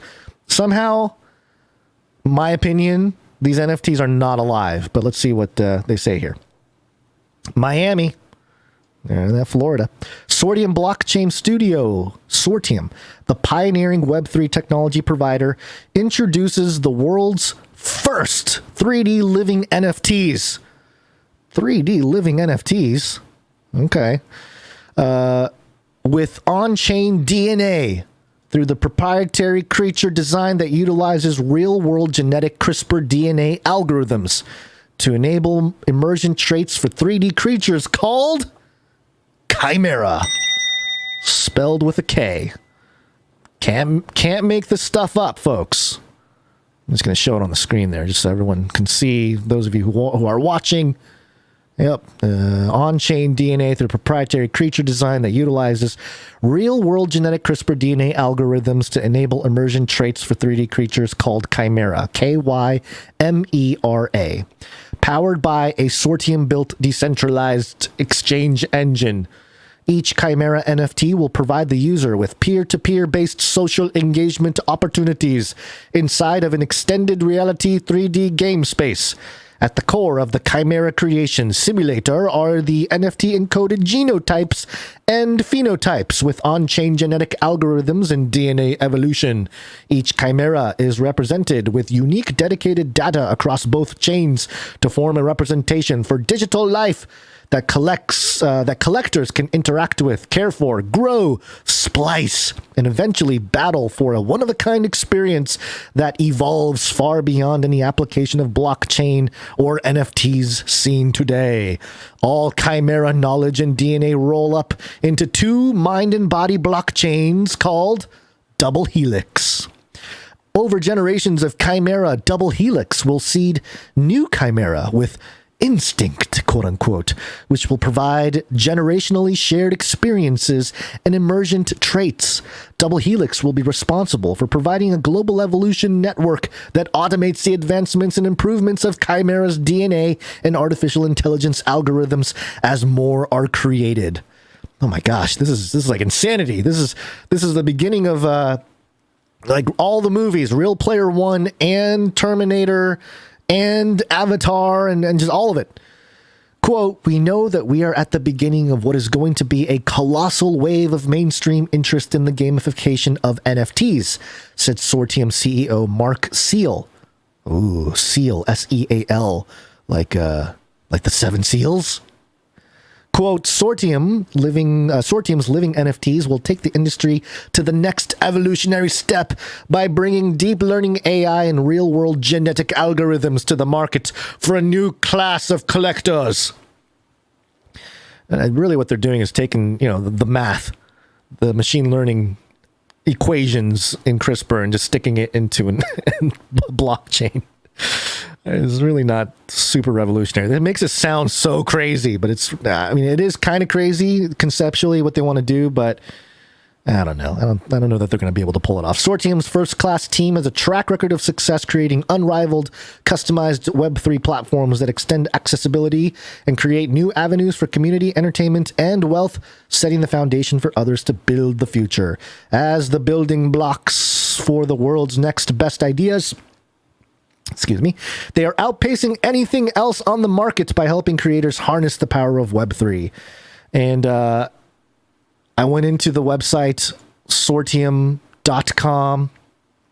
and the little thing here says, bridging the reality gap between simulation and the real world. Which speaks to everything that I've been saying, especially on the Facelikethesun channel. I've been saying that the digital world is going to be connected with the physical world. They're going to open it up. There's going to be some kind of portal, some kind of way in which the two interact. And when you look at what blockchain and the metaverse and what they're trying to do, they're trying to make an official, immutable realm. Really, just a realm that we can all interact in. And, because prior to blockchain technology, it was very easy for anybody to spin up, any kind of virtual world, and none of it's official. It's like this person's virtual world, that person's virtual world. There was no immutability, but that's what Bitcoin changed technologically. And now you can have official, quote unquote, digital property. And that opens up a whole different conversation about what property is, what ownership means. So there's lots of philosophical aspects to crypto, but also, what's happening here with the digitization of everything. Crypto Gene here, it says on this website. I like this. It's just kind of funny. Be a blockchain degenicist, creating, nurturing, and battling creatures called Kymera as the world's first 3D living NFTs with on-chain DNA. So if you're unfamiliar with the crypto world and sort of the crypto lingo, I guess, people that put in their money, the money and bets they should not be making in crypto, the term being used is degen, short for degenerate. And so they've taken upon that and called the people that participate in making and nurturing and fighting Kymera in the Sortium blockchain as degenicists, which I thought was kind of funny, if anything else. The future of gaming is now. We're going to see a lot of very creative NFT projects in the next few years. It looks like we're kind of in a bear market during crypto, and so a lot of people are going to be building stuff for the next iteration. But I just thought it was interesting. You normally see metaverse conversation with CRISPR. So those two coming together was a very interesting development because we got a lot of CRISPR going on. We got CRISPR editing food. Now we got CRISPR built in, the CRISPR algorithms built into an NFT project with the hopes to create living NFTs, whatever that means. So there you go. All right, one more story before our break here. Well, actually, two more, because we got this fun little crypto thing here. Is this a crypto?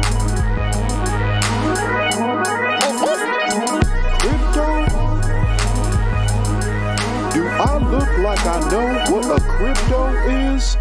Crypto. Fortune.com. Headline: Your whole identity could soon live in soulbound tokens on Web3, Ethereum's co-founder says. Soulbound? What are we doing? What? Wee. You're back. Are you like back? No, you're just there. No, I'm just listening to you. Oh, no, you sound horrible. I'm listening to the show while I work on some other stuff for us. Great. But I can do little sound effects once in a while like that. Perfect. It says here, the founder of Ethereum is looking to bring a little bit of soul into the world of blockchain. Wow. Early this month, Vitalik Buterin co-authored a paper outlining his vision for a decentralized society. DeSoc. DESOC. I think that can catch on, actually. Forgot your voice is gone. Yay. I will say that you agree. Where individuals accrue a permanent record of merits and attributes that are stored in private blockchain wallets as non-tradable crypto assets. Very important. Non-tradable. The writers dubbed those achievement badges soulbound tokens, SBTs. Quote, imagine a world where most participants have souls, digital wallets, that store SBTs corresponding to a series of affiliations, memberships, and credentials, the author writes, suggesting that their idea for SBTs could resemble something of a Web3-based CV. Quote, for example, a person might have a soul that stores SBTs representing educational credentials, employment history, or hashes of their writings or works of art, the paper says. Or their vaccine certificate. Vaccine certificates. Unlike a non-fungible token, which is collectible digital assets that can be traded or sold, SBTs are designed to be untradeable, a little more like a Boy Scout badge than a baseball card. Thanks for the analogy. According to the paper, an individual would gain SBTs from other souls within the decentralized society. A university, for example, might issue SBTs to its alumni to verify that they have graduated from that school. To be clear, that also means SBTs aren't really going to replace NFTs. The two digital assets theoretically serve different functions. While an NFT is designed to be tradable and act as a financial asset, an SBT, Buterin suggests, is supposed to serve as a proof of character rather than a proof of wealth. Proof of character. Interesting. Another, we're in this kind of revolution of proof of whatever. We got proof of work, we got proof of stake, we got proof of community, we got all kinds of proofing. Now we got proof of character. And of course, yes, proof of vaccine is part of that too. But as the authors attest, there are major dangers to the proposal. For starters, the whole thing sounds similar to China's idea of building a, quote, social credit system that would supposedly punish citizens for demonstrating bad ideological behavior. Since SBTs are issued to individuals without their consent, the system could be used to brand, quote, scarlet letters on people, making the technology an ideal tool for authoritarian states. Wow, Fortune, thank you very much for pointing that out, because that is everybody's concerns. A society built on SBTs could even reinforce discrimination indirectly. A database of SBTs could provide a marker to, quote, automate redlining of disfavored social groups, or even target them for cyber or physical attack, enforce restrictive migration policies, or make predatory loans. I like how it's like cyber or physical attack, enforce restrictive migration, or predatory loans. Okay. For that reason, Buterin and his co-authors consider individuals might need the option to quote-unquote burn or hide their SBTs from public, choosing to reveal them only when necessary. And I think that's going to be the method, actually, of how this will develop, because we are coming to an era where Web3 wallets will have to be sort of, I don't know, there's going to be a KYC, which is know your customer type of thing for governments. It is very close to the social credit system. Now, the difference here, which is somewhat, it's really inconsequential. There's really not a good way to move forward with this. I think no matter what, it's sort of impending on our privacy and our rights in certain ways. But the idea, there's a technology called ZK rollups, ZK snark technology, and I'm not a coder. I'll probably mess it up, but from what I understand, what the technology does is it allows you to batch transactions and also pick and choose what data you can share or you're going to share with wherever you're trying to prove your identity or prove your whatever, the proof of whatever it is you're trying to prove. You only have to share that piece of information with whoever you're trying to prove it to, instead of releasing all the data about you and everything else, all the websites you visit, everything. So that's the idea. You get to choose. So let's say you're trying to get some kind of medical treatment. They need to check your insurance. You can have part of your soul. I don't think they're going to call it the soul. I mean, this is too Revelation 18, Somebody's got to point that out to Vitalik. Although Vitalik does look like an alien, so I don't know. Maybe he's going to declare himself as the beast out of the sea or something. But so what we would do is, hey, here's my ID, here's my wallet, here's my information on the blockchain, right? But here's just the information I want you to see, which is my non-tradable, whatever these tokens are called, the Soulbound tokens.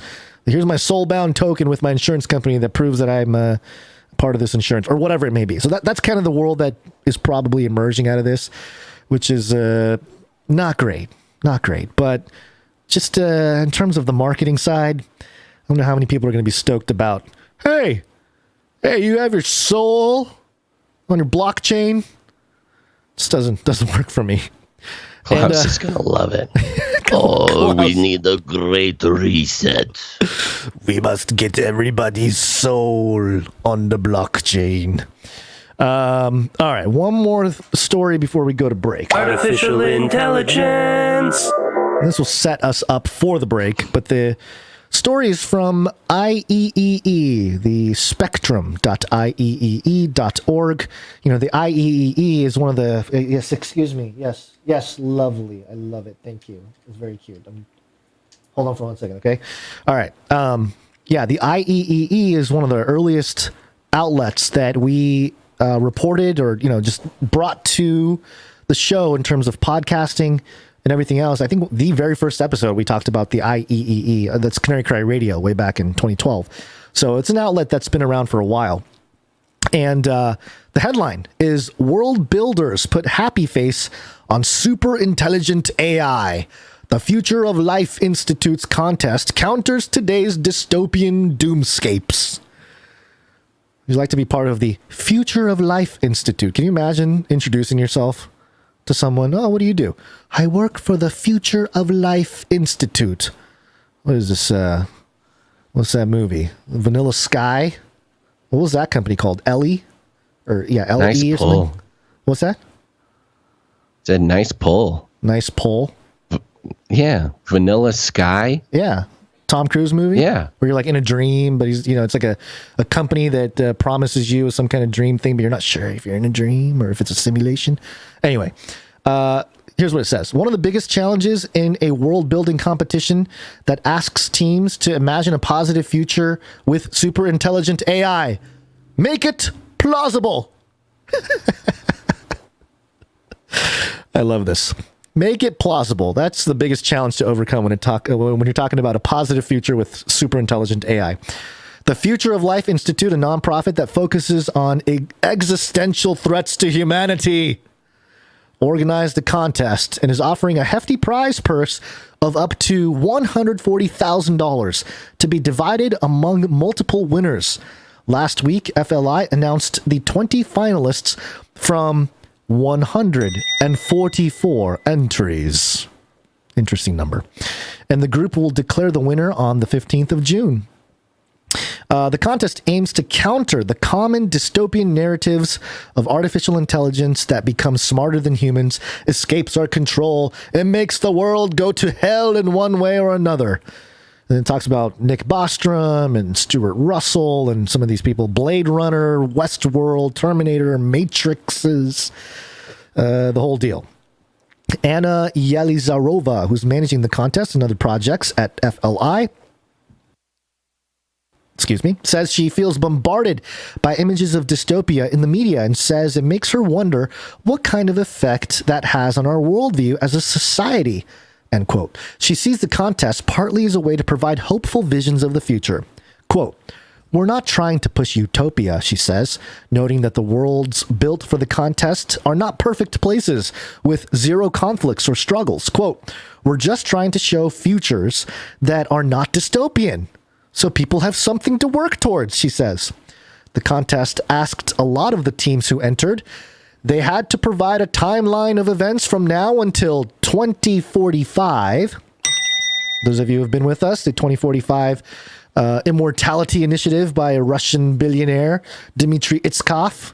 That's 2045 was the target date for consciousness upload. Okay, so timeline of events from now until 2045 that includes the invention of artificial general intelligence, AGI, 2, quote, day in the life short stories, answers to a list of questions, and a media piece reflecting their imagined world. Now, a little inside baseball. Basil was he wanted to drop this story because it's a little dense. You know, if we read the whole thing, it is very dense. Hang on one second. Sorry. There's camera movement and potential power being unplugged by the child, which we don't need. I know you didn't, honey. I'm just saying, please don't. Okay. Yes. So yeah, Basil was saying, let's drop the story, which, you know, I take into consideration. Kill it. But I vetoed. Kill the story. I vetoed because this story, which is basically this lady for the what is it called? The Future of Life Institute is trying to create a positive outlook of the future, especially with super intelligent AI. And, you know, in so many ways, what they're asking these people to do is to have kind of like a hope for all this, like a positive spin to all this. And it got me thinking, and I was like, you know, this is kind of what we do already. You know, our message here at Canary Cry News Talk has always been about Jesus. You know, he's the one that's going to restore this. It's his second coming that's going to, you know, we're going to mess up reality pretty bad, it looks like, according to biblical prophecy. It looks like we're moving in that direction. And, you know, why does Jesus need to create a new heaven and a new earth? What happens to this earth and this heaven? Something bad. So, you know, it's not surprising that we're going in this kind of weird direction with all the AI and the metaverse and messing with creation at the most fundamental levels. But in looking at all those topics, with AI being a major component of that, we see where it's headed, but we are also preaching something that is going to ultimately restore the ultimate justice, the ultimate restoration, the ultimate hope that is transcendent. And so what Yelizarova is seeking with this sort of, what's the positive outcome here? You know, there is a positive outcome. It's written in the scriptures a couple thousand years ago, you know, but people didn't pay attention, and people still don't pay attention. And I thought, you know, this is what we do. What are the teams supposed to do? They're supposed to build a timeline until 2045. Now, we haven't done like a straight timeline, but more or less we have talked about the projections of what AI will do to society, and we have considered both the positive and negative aspects. And, everyone likes to focus on the negative. There are some things that could be easier or whatever with AI technology. And then they're asking the teams to create 2 short stories in the day in the life of a world that is, a positive world of artificial general intelligence. And, we have some producers that create short stories. And then they want them to answer to a list of questions, which, okay, we answer to lots of questions. And create a media piece reflecting their imagined world. And, again, that's kind of what we do. We create media that reflects... I guess it's a little different because our world that we're talking about is not imagined. It is a very real prospect here of how the great eschaton, the biblical eschaton of what is to take place. It's not something that has to be imagined. It's kind of written in the scriptures. But although I will say that, it does tap into our imagination with the colorful imagery and everything else. But I just wanted to give all of our producers out there some credit because you guys are already doing this. We as a community, we're already doing this. Little quote from one of the people that they are, one of the contestants here. Her name is Rebecca Rappel of Portland, Oregon. And she said, quote, "The assumption at the core of my world is that for a truly positive transformative relationship with AI, it needs to help us, to help humanity become better." She tells Spectrum, "Better to ourselves, better to our neighbors, our planet, and the idea that such a world might be possible is a future that I want to fight for." Anybody else see the problem with fighting? You're still fighting. It's still war. The second team Spectrum corresponded with was a trio from Nairobi, Kenya.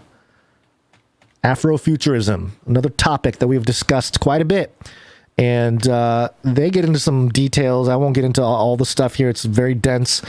The quote from the Kenyan team to paint a picture of the future says here, quote, "Strong on freedoms and rights for both humans and AGIs, going so far as imagining that a caring and respectful environment that encouraged unbridled creativity and discourse, conjecture, and criticism was critical to bringing an artificial person to maturity in the first place." And the argument that the Kenyan team is making with this sort of not utopian, but a positive super intelligent AI future is that because they will be human-like, because they will have human-like capacity for moral knowledge, therefore, they won't want to wipe out humanity. That's the argument that they're making. So I don't know. Very optimistic, maybe myopic, but I just want to say we are already doing a lot of what they're trying to do here with the Future of Life Institute, where we talk about the future, we talk about the present, we talk about how it affects society, culture, your faith, and what the ultimate outcome will be. And I don't know. I just want to congratulate all of you out there, producers.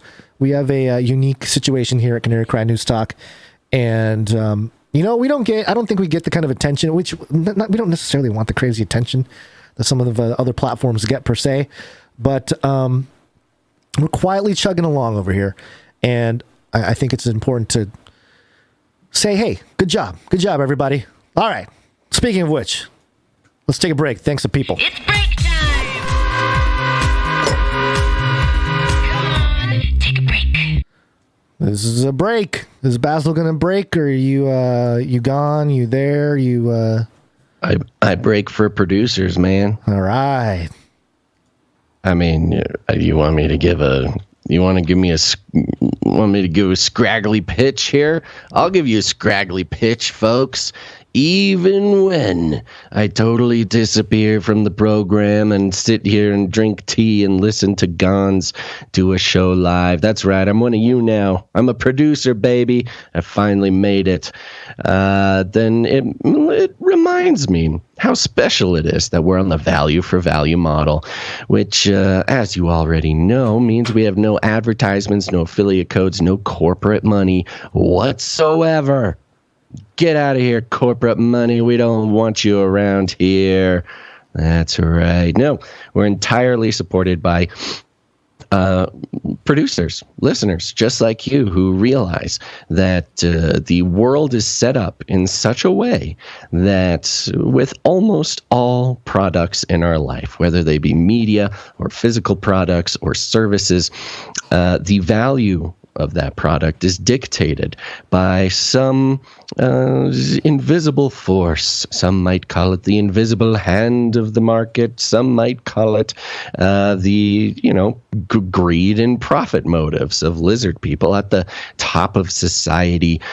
Whatever you call it, the value for value model is special. It's special for a few reasons. Number one, the value of this program is not being decided by some corporate executive at an advertising agency who is comparing it to other programs and, are they brand safe? How much could we sell the attention of these listeners to our advertising clients? No. The value of this program is decided strictly by you, dear listeners and producers out there. And if you get value out of what we do, you have the opportunity or the responsibility to put some value in. And this is not something you should feel that your arm is twisted and like we're begging and guilting you or whatever. No, it's not about that. It's actually a wonderful opportunity to participate in a brand new way of supporting, well, especially online content. This is not just Gonz and I getting together and rambling for many hours a week. No, this is it's a family. We're a team here, and the producers are part of that team. And you can join that team as well. If you appreciate what this program brings to your life, whether it be entertainment or news analysis or just Gonz's sweet, dulcet tones, whatever it is, you have the opportunity to put some value back in. And that's the only way that it works. It's not, it's really as simple as that. The show keeps going as long as producers keep putting value back in. And as long as everybody's being honest and generous with the value that they receive and the value that they give, the show keeps going, and that's why we like to thank producers. If you want to become a producer, you can head to patreon.com/ccnt, or even better, CanaryCry.Radio.com/support. CanaryCry.Radio.com/support. And sorry, yes, chat. Right. I am drinking lemon and honey tea. It's the only thing keeping me alive right now, folks. And I think it can get me through this break. Let's see here. Oh, I need to click a button to get to the people. There we go. Well, Gonz, should we start with some executive producers? Let's do it. That's right. You know it. The executive producers are folks who are coming in tough to make this show happen, helping carry the load for those of us who cannot produce this episode. And we do have one executive producer, and that executive producer is executive producer Hannah G. Hannah G, thank you so much. Appreciate it. Hannah G comes in with a nice round number, nice flat round number, which we... just to remind everybody, we don't read. We always lean in the direction of anonymity. If you do not wish for us to read your amount, you just make it a nice, normal, round number. That's what Hannah G did. But if you'd like us to read it, or if you don't mind us reading the amount, you just put something funky on there, make it a weird number. Sometimes an easy way to do that is add 33 cents or add whatever, some sort of cents. As long as it's not nice and round, we will read it. Now, Hannah G sent a note that goes like this. Happy early birthday to my mom, Mama G. Happy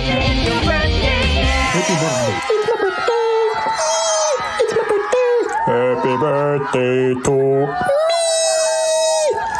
That's right. Happy birthday, Mama G. Happy birthday, Mama G. The note also ends with thanks. So thank you, Hannah G. Means a lot. Appreciate it. Where'd you find this? And that concludes our executive producers for today. Let's talk about the supply drop. Supply drop. That's right, CanaryCry.Supply.com. Go there, sign up. In fact, I'm going to put the link in the chat right now for you. But if you go to CanaryCry.Supply.com, not only can you sign up to support the show, produce the show, keep the show going, it's the only way that it works. But in this case, for signing up for $33.33 a month, you will receive 4 shipments every year. That's once per quarter. Custom, producer-created, artist-designed, made in America, Canary Cry News Talk swag, cool stuff, and we are 4 days away from the cutoff for the second supply drop ever. So if you've been waiting, you've been hanging back, you've been humming and hawing about signing up, you need to do it now.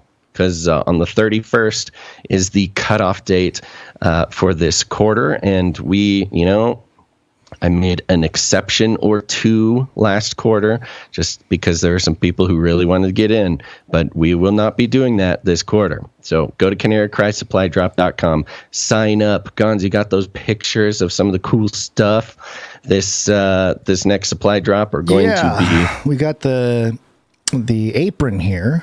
The Tweet Tweet Hungry Boys apron. Yes, that's right. Tweet Hungry Boys. Now, Tweet Hungry Boy apron, well, originally it was going to be a baby bib, but not everybody has babies. But the Tweet Hungry Boys baby bib was actually one of the items that we sort of spontaneously created on the show or thought of on the show. And the artwork was created by Sir Dove, and this was before the supply drop was even a twinkle in our eye, Gonz. And so to bring this product to the supply drop just feels good. And so there's the Tweet Hungry Boy kitchen apron. We've also got the Canary Cry News Talk Challenge coin. Lots of really awesome stuff. If you got last supply drop, got the Q1 supply drop, you got the first edition mistakenly printed Legends of the Canarium collectible trading card, which was Monty 33. Well, we're going to have another one of those, and this one will not have the first edition print mistakes. Sometimes mistakes can become more valuable. That's what I'm saying. Yeah, the rarity. Yeah, because we're going to do a reprint of the Monty 33. So there will be an official non-mistake version, but the mistake versions are going to be, that's where all the money is. Yes. So anyways, going to have a bunch of cool stuff in the next supply drop. And I'm telling you, don't wait. Go right now. Go to CanaryCry.Supply.com. And you've only got till, what is the 31st? That is next Tuesday. So it's this episode and Monday's episode. That is it until the cutoff date. Monday's Memorial Day, right? I would have no way of knowing. How could anybody off-grid know? people don't have days like that. But yeah, it's Memorial Day. We'll have to see about that day. But yeah. Okay, so who knows, folks? This might be the last episode before the supply drop cutoff. Yeah. So there you go. Go sign up. I'm going to pop this link into the chat. But we have a few people who signed up for the supply drop, and we are going to thank them now. Starting with our new supply dropper, Belkis R. Thank you, Belkis R. Belkis R has a note here. Says, "Hi, Basil and Gonz. I finally became a supply dropper. but couldn't figure out how to leave a note there. I've been listening to you guys since 2011. Canary Cry Radio was perfect for me. It's almost like Esther. It's almost like Esther. Perhaps we were born for such a time as this, brothers. Stay strong, as I feel you guys are some sort of modern day watchmen, and it's such a high role. May God's grace rest upon you both as you grow in life. Gonz, as a family man, such a high calling, leading warriors, and Basil, as an off-the-grid mogul. An emu mogul. Teach me your ways. Basil, LOL. Anyways, dang, I want you guys to read this, but I don't know what episode it might be. It's this episode, Belkis. We did it. Thank you, Belkisar. Belkis brought up a lot of good points. I was actually going to talk about this, but I'm going to save it for next episode. Okay. It seems like there are some misconceptions about what it takes to go off the grid. And I'm thinking it would be helpful for everybody maybe if I did a little off the grid segment every episode, you know, where do I go to the bathroom? Help people, you know, figure out where to look, how to look, what it takes, what to look for in a property.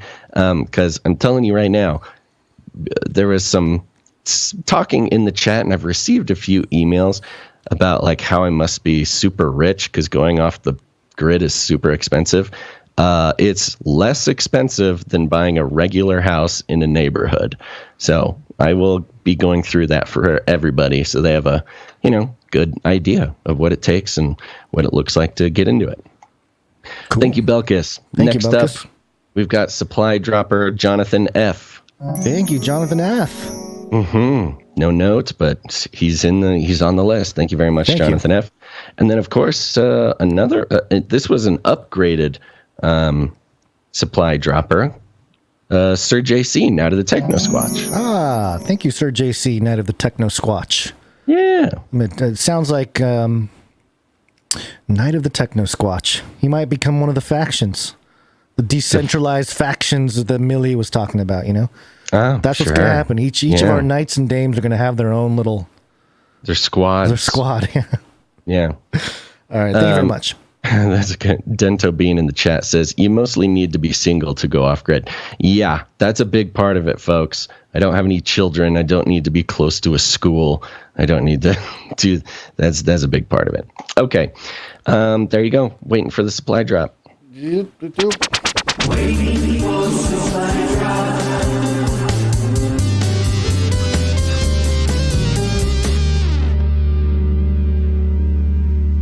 We got a few more producers here, and let's thank them. Starting with Lady Night Little Wing coming in. Thank you, Dame. Or no, Lady Night Little Wing. Mm-hmm. Yes. And a note: we love you guys. Basil, get well. Thank you. Prayers for you and your families. Roller skaters rule. Thank you very much, Lady Night Little Wing. Nice round number. Thank you very much. Next up, we've got producer Marty K. Marty K. Thank you. Marty K comes in with a 4001. Ooh. Yeah. $40.01. Don't even think about it, Gonz. Don't even. He added fees on there too. Thank you, Marty K. And a note here, hey guys, just a little first fruits offering as God blessed me with a better paying job. Ooh, amen. Congrats. Love to hear that, Marty. Congrats. I'm so grateful for CCNT. Makes me laugh, brings me joy. Love that Basil/Gonz song. Basil, Gonz, Basil, Gonz. Wish I could put it on loop. Well, you can soon, Marty. San Antonio meetup shout out. Get there, y'all. Okay. Thank you very much, Marty K. Thank you, Marty K. Appreciate it. Mm-hmm. Yeah, I think there's San Antonio meetup. Yeah, we'll get to coming that up soon. In the meetup. Yeah, the meetup section. Thank you, Next Marty up, K. we got Christian N. Thank you, Christian N. Christian N comes in with 2001. Whoa, there's a lot of 001. $20 and 1 cent. I know. It makes me wonder if maybe just the fee structure changed and these people might not want us to read this, but sorry. Note from Christian N. He's one of our Norwegian producers, I believe. My monthly contribution for May. Thank you for all your hard work. You are the best. My favorite podcast for sure. Aww, you're my favorite podcast, Christian N. Next up, we got... We'll just leave that there, I guess.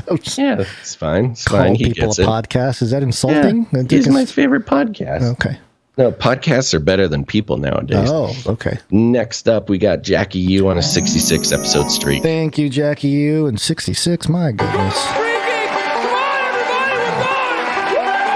Women rule!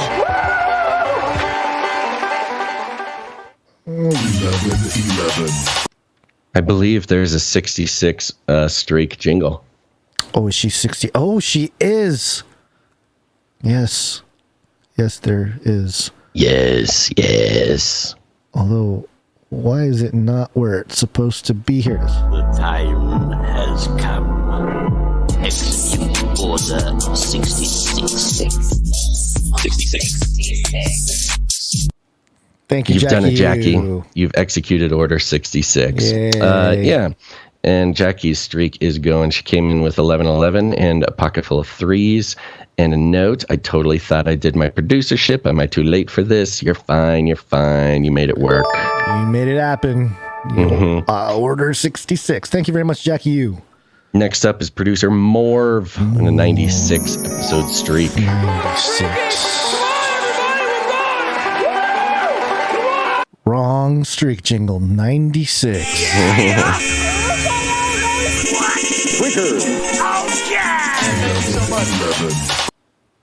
Yeah, 1111. Thank you very much, Morv. Thank you, Morv. Next up, we've got Tristan S. Tristan S. comes in with 1122 and a note. Hello, I had an 1122 producership and I didn't know where to put my note in. 1122 is the due date for my baby girl. Ooh, congratulations. Congrats.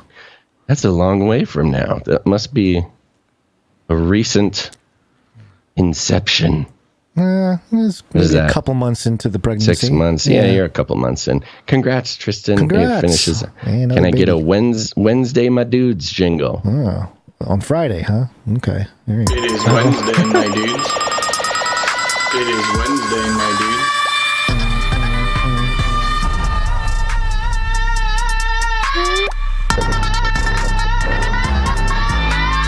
Wednesday, my dudes. Or Friday.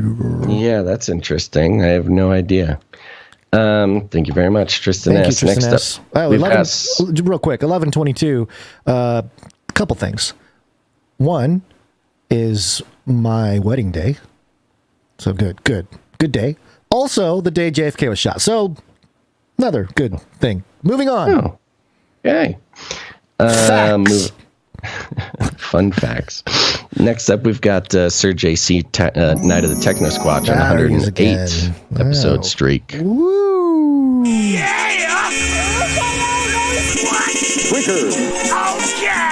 you so much. 1001. Amen. That's right, the 1001. And he says, it sure is Friday. It's Friday. It's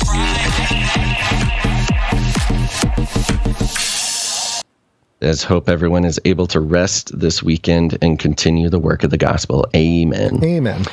Next up, we got Darren S. Darren S. is back. Wow. Oh, Darren S. has to be on a streak, and I can't believe I didn't put it here. Darren S. is on a 3-episode streak. He's heating up. Oh, great. He's heating up. Pocket full of sevens and fees and a note. Hi, here's something for your Friday show. Thank you. I appreciate your hard work. Question, would you ever consider having a segment on CCNT with a guest expert / commentator, say Derek Gilbert? I think it would be really cool. Hashtag not volunteering myself. Yeah, we have considered that. We are currently considering that, and I'd say stay tuned, and we will see if that comes to fruition. That's like the second or third time seeing Derek Gilbert's name brought up in the context of some kind of third chair. Speaking of this, I'll say this again. I'll say it now. I will be on Derek Gilbert's podcast. A View from the Bunker? On the 31st, on Tuesday. Yeah, does he do that live? Well, I think he has the past. I don't think so. No. Yeah, I think he does. Yeah. He can see interviews. Yeah. Okay, so I will be recording a podcast with Derek Gilbert on the 31st. That's next Tuesday. We'll be talking about the New World Order Fantasy League and all sorts of other stuff. I'm sure we'll be talking about the news, current events, things. I think the New World Order Fantasy League is going to put us on the map. We will become. It's going to be awesome, dude. Of the fringe people. Of the crazy people. Okay. Yeah. No. So it's going to be cool. So keep an eye out for that. I'll let everybody know when it's posted and stuff. But we are making moves on the New World Order Fantasy League. And so we'll have some things to announce. Ooh. Yes. Stay tuned. Thank you, Darren. Thank you, Darren S. Next up, we've got James M. on a 5-episode streak. 5 episodes. Pocket full of 7s and fees. Love you guys, he says. Love you back, James. Thank you, James. Next up, we got producer bot LX Protocol V2 on a 37 episode streak. Ooh.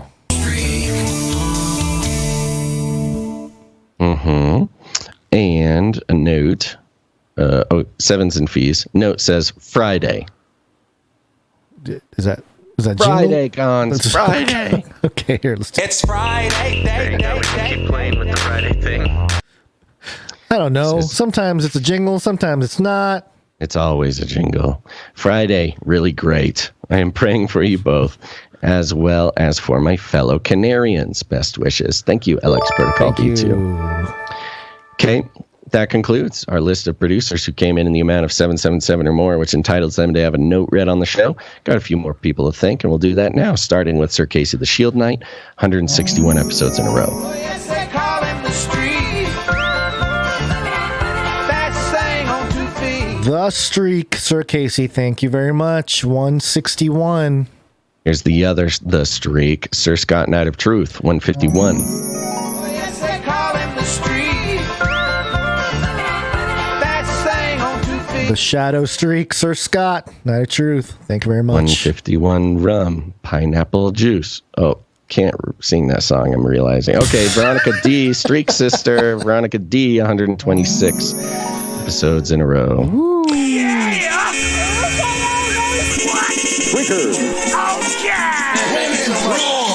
Thank you, Veronica D. Like, oh, what's the next line? Oh, no. Cannot sing that song. Gail M, thank you. 126 episodes in a row.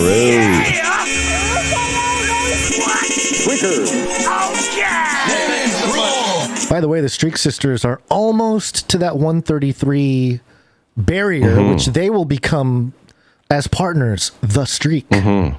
A lot of people becoming the Streak.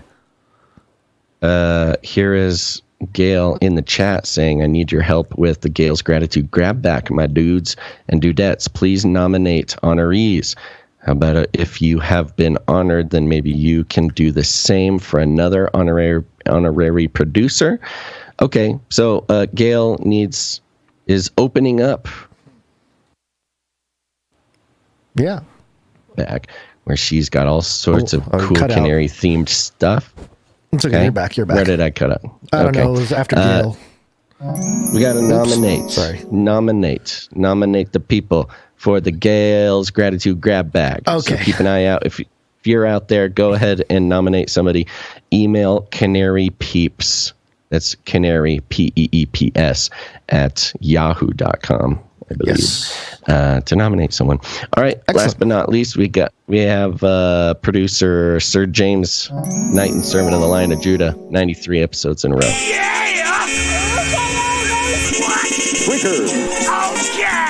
you so much.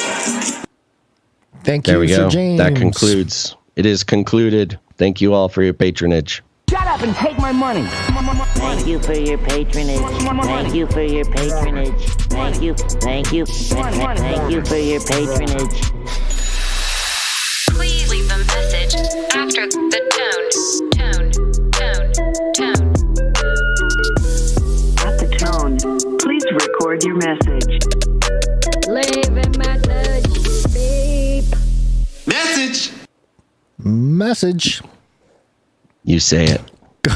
Go to I gotta save CanaryCry. myself. Go to CanaryCry.Newstalk.com. You'll see a green tab on the right side or the bottom if you're on a mobile. A little green thing. Click on the green thing, and it'll give you a little pop-up, and it'll give you instructions to record a message, and we will receive them. We have the right to play the message on air or the right to not play the message on air as well. We can do both. We are the super lord masters of the podcast speak pipe portal. And the first speak pipe let me try that again. The first it's so easy, is it? Message is from Rochelle. Happy Friday, Canarians. I just wanted to encourage you guys. Hey, we made it. We know we're working hard out there. But the Bible goes on and on about what it means to be a servant. It's how you are edified. It's how your moral character is built up. Mark 10:45, for even the Son of Man came not to be served, but to serve, and to give his life as a ransom for many. Mark 9:35, he sat down and called the 12 and said to them, if anyone would be first, he must be last of all and servant of all. John 12:26, if anyone served me, he must follow me, and where I am, there will my servant be also. If anyone serves me, the Father will honor him. The greatest among you shall be your servant. Matthew 23:11. Colossians 3:23, whatever you do, work heartily as for the Lord and not for men, knowing that from the Lord you will receive the inheritance as your reward. You are serving the Lord Christ. So remember, guys, it gets hard. We get tired. We get run down. But remember who you are working for. You are employed by the great I am. So although we say TGIF, we know we still have work to do on the weekends. Love you guys. Thanks for all you do. Thank you, Rochelle. Yeah, fantastic reminder, all the scriptures, and a great message as always. Appreciate it. Basil, you got anything you want to say? No. Okay. No, I second everything you said. All right. Okay, we got another one here from, thank you, Rochelle, for that message. Appreciate it, as always. We got one from The Sentinel here. Hey, Basil and Gonz and Canary Cry family. I have two ideas I wanted to pitch. First one would be some sort of Canary Cry Jeopardy or Canary Cry trivia game. Maybe something for the supply drop or something, I don't know, online. But when Basil on Monday's episode just kind of randomly knew the name of that gateway city down to Antarctica, I was like, dude, why does he know that? But it's because he's Basil. And so I thought it'd be cool to have maybe like a weekly, monthly sort of competition about like news, real facts, but stuff you would only really know if you listen to the show. And then some bigger facts too, but kind of like a Jeopardy or a trivia game style. So second idea is listening to Wednesday's episode right now. Could somebody, I'm not really good at it. I got a pretty busy schedule, but maybe somebody wants to look at when school shootings and when public shootings happen, and match that, like the days, and match that to election times and see, if there's a correlation there. Wow. Thank you very much, Sentinel. Yeah, that was very fun. I think that's a great idea. It would take a producer is what it takes to put together a Jeopardy game or some sort of trivia. There's been a lot of talk about doing Canary Cry trivia, and I fully support it. If somebody wants to work on that, get in contact with us. Would be more than happy to empower and equip someone to do that. What was the other thing you said? The shootings. The shootings. Yes. Yeah. So the big thing, the biggest thing is that, if you take a long history, it's actually interesting. Over the past 100 years, that's very fascinating. But the long story short is, these shootings, unfortunately, they happen kind of all the time. Yeah, the shootings. It's when it's reported. When it's reported and sort of mobilized, when it's a big national story that takes over the news cycle, almost exclusively is during election years. Right. And I was going to mention the,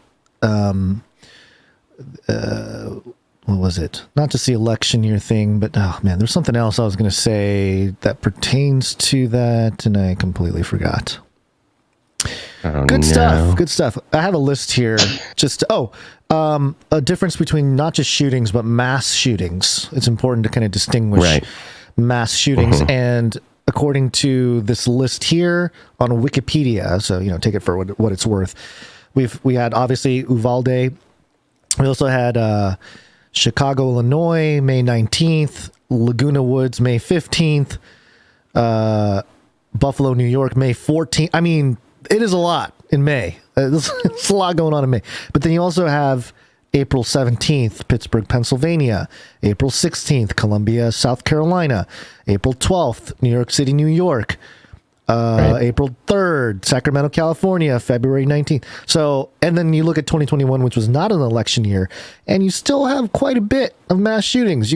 A bunch. They do add included in those are like gang related things. So it's not always, in a grocery store or in a school. Those are the ones that kind of get activated for political purposes. They don't really mention like the gang violence or anything like that. That doesn't get reported. Anyways, there's a lot that goes to it. And again, in the context of mass shootings, there's no running list of the mass shootings that are stopped by other people with guns. I think the number that you pulled up episode or two ago is there's over 1 million self-defense. Over 1 million instances of self-defense a year by the defender using a gun. And so, unfortunately, there's all sorts of mass shootings, but there's also over 1 million a year, crimes being stopped, self-defense. Who knows how many of those are mass shootings that get stopped. Much like the Laguna Woods shooting, which I'm surprised made it on that list. I think it's because of the number of people shot. It's based on the number of people that was hit, Anyways, good questions. And Canary Cry, Jeopardy, or trivia game would be awesome. Send us an email, canarycryradio@gmail.com, if you're somebody who's interested in that sort of thing and wants to help the show out. And we'll do we're going to dive into some of that Uvalde stuff right after this break. So thank you very much. The Gonz is going to. Oh, yes, I'm going to. And you shall comment. I shall comment. All right, we got one more speak pipe from Billy G. Maybe this one will get your attention. It's called Squirm, You Little Worm. The sky is blue, the grass is green. We'll inject you with our vaccine. We own it all, so just comply, 'cause if you don't, you're gonna die. You can fight and you can run, but nothing can save you, not even a gun. Just submit as we take control, so Lucifer can have your soul. So squirm, you little worm, and say your prayers, 'cause in the end, nobody cares. Have a great day. Oh, wow. Bill Gates leaving us a message. Really good impression. Leaning into his nerd side there. But there's Bill Gates. I mean, he's always leaning in. That was great. Thank you, Bill Gates, for calling. I mean, it's always nice. I mean, we're aware, but it's nice for you to just call in and let us know straight from the horse's mouth. All right. Are we doing reviews right now, or are we going to just save that for later? No, we're going to do it. We got to split them up. Okay, so we got to do reviews right now, which means right now yell at you for reviews. That's right. Leaving ratings and reviews is incredibly important to any podcast, but especially ours, because, you like us more than Joe Rogan. Now, here's the problem, though. We need 5 or more every week. When we get 5 or more a week, it activates the algorithms and shares the show with a ton of people. Hundreds of new people can find the show every week if we get 5 or more reviews. You know what, Gonz? We came so close. We came so close this week. We only made it to 4. Oh. Boo. So we technically cannot go ooh woo. I'm sorry. But we do want to thank the people who did leave reviews, and I'm going to do that right now. Okay. Are you ready? Yeah. Okay. We're going to start out with, let's see here, Kira Contrite Spirit. From the United States, 5 stars. Inspired by a news show? What? Like a dull grater on the bumpy potato was the pointless repetitiveness of the news on my brain until I gave up tuning in altogether. Then I discovered CCNT. Basil and Gonz, the hosts, sharply break down reported stories word by word, idea by idea, revealing the many layered narratives and agendas behind them. CCNT has 0 corporate backing, thus no ads. So there's no pressure to slant the info and in appeasement to any particular company/shareholders. Amen. You get it, Kira. Listeners actually fund the show, a model which creates an entirely different, wonderful. And that's where it ended. Yeah, I don't know, something must have happened. I know. The AI deleted half of Kira's message.